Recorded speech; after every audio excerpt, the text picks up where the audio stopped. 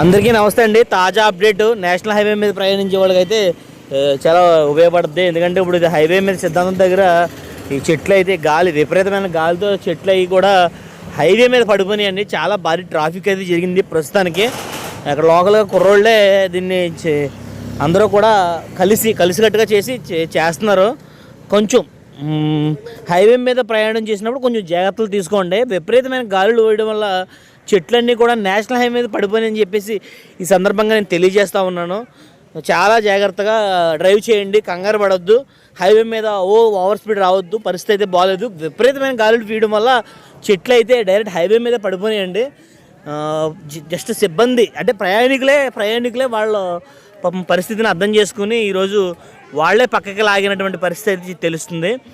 Thank you so much అండి. Thank you. ఈ సమాచారాన్ని వీలైతే ఎక్కువ మంది షేర్ చేయండి. హైవే మీద ప్రయాణం చేసే ప్రయాణికులు అయితే ముఖ్యంగా తెలియచేయండి. థ్యాంక్ యూ సో మచ్ అండి. మీ బాలాజీ బాయ్.